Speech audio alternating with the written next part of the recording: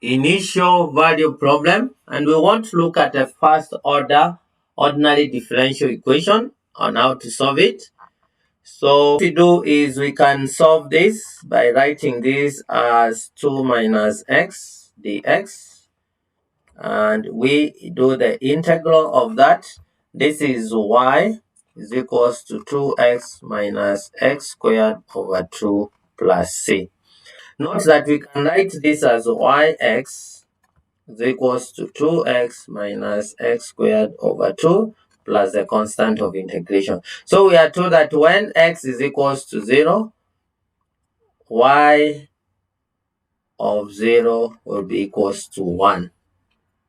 And therefore, y of 0 is equals 2 times 0 minus 0 squared over 2 plus c is equals to 1. And definitely then it tells us that our c will be equals to 1. And therefore, the final solution of yx will be equals to 2x minus x squared over 2, 1, which is our c. The second order ordinary differential equation, and this is an initial value problem, as we have looked at before. We could write it like 4d squared minus 4d plus 1 y is equals to 0. This is 4y double prime minus 4y prime plus y is equals to 0. And we are told when x is equals to 0, y is equals to minus 2, and y prime is equals to 2. So those are the initial conditions that you have been given. And we can write this as 4r squared minus 4r plus 1 is equals to 0. And therefore, r is equals to 4 plus or minus the square root of 16 minus 16 divided by 8, which is a half.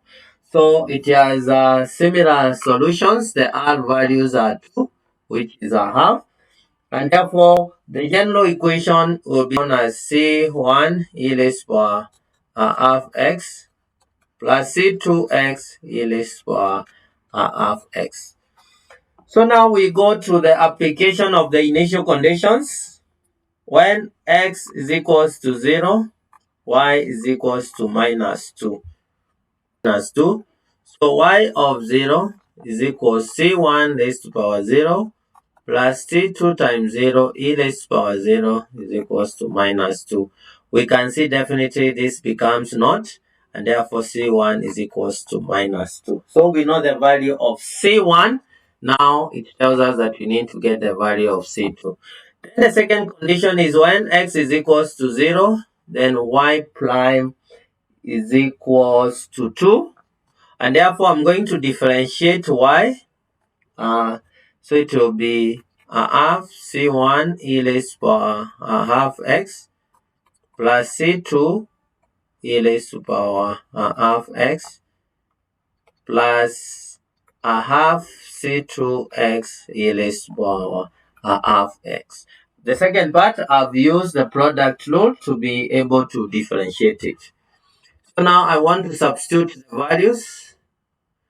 So when y prime is 0, so y prime of 0 will be equals to a half. Remember C1 is negative 2 e raised to power 0 plus C2 e raised to power 0 plus a half C2 times 0 times e raised to power 0 is equals to 2. Definitely this becomes 0. So it tells me that negative 1 plus C2 is equals to 2 is equals to 3. Therefore, I can comfortably give the solution as equals to C1 is negative 2 e raised to power a half x plus 3x e raised to power a half x. And that forms the solution for my initial value problem.